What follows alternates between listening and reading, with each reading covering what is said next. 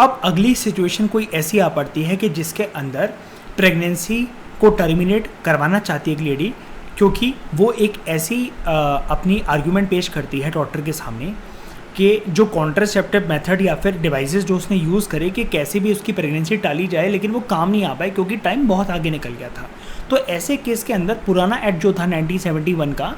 वो ये अलाउ करता था कि प्रेगनेंसी टर्मिनेट करी जा सकती है अप टू 20 वीक्स, 20 हफ्तों तक आप प्रेगनेंसी को टर्मिनेट कर सकते हो, ठीक है, यानी कि 5 महीने तक। मैरिड वेमेन कर सकती थी, लेकिन ये पुराने एक्ट के अंदर टर्म देखना, ये बहुत इंपॉर्टेंट है, मैरिड वेमेन। लेकिन 2021 में ये बोला गया कोई भी लेडी हो, इरिस्पेक्टिव ऑफ मैरिटल स्टेटस, चाहे वो मैरिड हो चाहे अनमैरिड हो, वो लिव इन रिलेशनशिप में रह रही थी, या फिर जैसा कि हमने केस डिस्कस करा ऊपर लिव इन रिलेशनशिप वाला तो करा ही, और हमने एक कॉलेज गोइंग स्टूडेंट का रेप का केस डिस्कस करा था जिस केस के अंदर वो प्रेग्नेंट हो गई थी। तो ऐसी कोई भी lady XYZ irrespective of her marital status, they can get their pregnancy terminated up to 20 weeks, ठीक है। फिर 7वीं सिचुएशन आती है मेडिकल बोर्ड्स की, ठीक है। तो 1971 के एक्ट में मेडिकल बोर्ड का कोई प्रोविजन नहीं था, सिर्फ जो रजिस्टर्ड मेडिकल प्रैक्टिशनर्स हैं they can decide upon termination of pregnancy, यानी कि प्रॉपर तरीके से एक प्रकार से आप मान सकते हैं नॉर्मल लैंग्वेज के अंदर क्वालिफाइड MBBS डॉक्टर। लेकिन 2021 का एक्ट ये कहता है कि मेडिकल बोर्ड तब डिसाइड करेगा, जैसा कि हमने ऊपर पढ़ा, यहाँ पर देखिए वाला पॉइंट पढ़ा था ना, अगर 24 हफ्तों से ज़्यादा का समय हो तो मेडिकल बोर्ड ये डिसाइड करेगा कि क्या प्रेगनेंसी को टर्मिनेट करा जा सकता है। अगर समय जो है लेडी की प्रेगनेंसी का वो 24 हफ्तों से ज़्यादा का हो चुका है, और उस केस के अंदर ये नहीं कि 24 हफ्तों से ज़्यादा का हो चुका है, लेकिन कंडीशन ये है कि जो फीटस एबनॉर्मेलिटी है, यानी कि कोई बच्चे को खतरा है पैदा होने की वजह से, माँ को भी खतरा हो सकता है उसके, तब वो करा जा सकता है, अबॉर्ट करा जा सकता है। अब यहाँ पर एक बात और इम्पॉर्टेंट बोली गई थी दोस्तों, याद रखना, ये इंपॉर्टेंट पॉइंट है काफ़ी ज़्यादा। 2021 के medical termination of pregnancy act में ये वाली बात बोली गई कि सभी स्टेट और यूनियन टेरिटरी की जो सरकारें हैं वो ना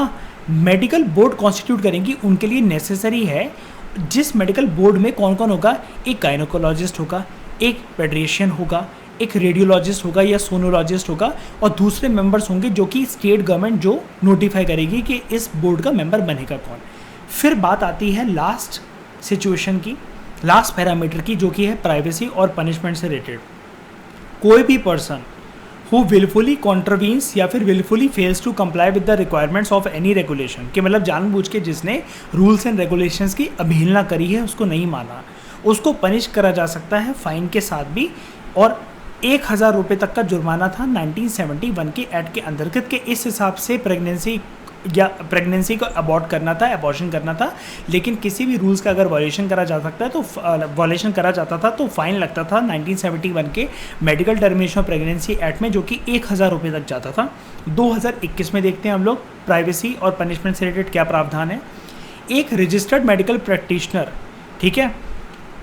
ही और शी में only reveal the detail of a women, यानी कि अगर जो डॉक्टर जो कि एबॉर्शन को कैरी आउट कर रहा है, जो फीमेल उसके पास आई है उसके रिगार्डिंग, वो उस फीमेल की डिटेल्स तभी रिवील आउट करेगा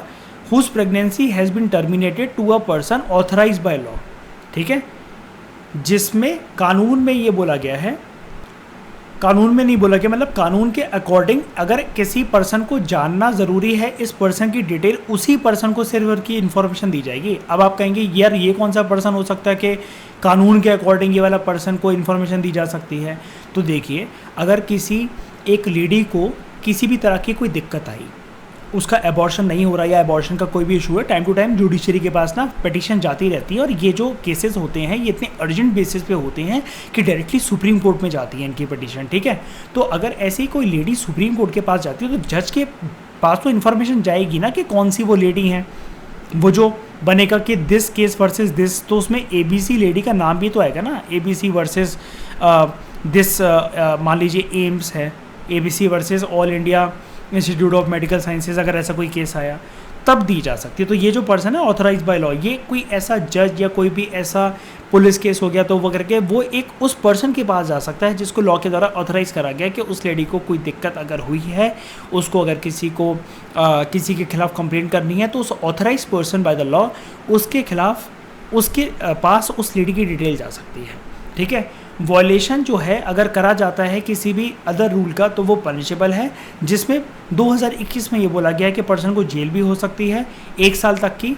या फिर उसके अलावा फ़ाइन लगाया जा सकता है, या फिर जेल और फाइन दोनों हो सकता है। तो ये चीज़ें हमने दोस्तों डिस्कस करी और कॉम्प्रिहेंसिव तरीके से। अब आपको कोई दिक्कत नहीं आएगी, कभी भी आपसे कोई पूछे ये मेडिकल टर्मिनेशन और प्रेगनेंसी अमेंडमेंट एक्ट किन सर्कमस्टांसेस के अंदर आया था, पुराना वाला एक्ट नए वाले एक्ट से कैसे अलग है, पुराने वाले एक्ट के अंदर क्या क्या प्रोविजंस थे, नए वाले एक्ट के अंदर क्या क्या प्रोविजंस थे, आप सारी चीज़ें आंसर कर पाएंगे। तो दोस्तों इस डिस्कशन में फिलहाल इतना ही। Thank you very much for discussion.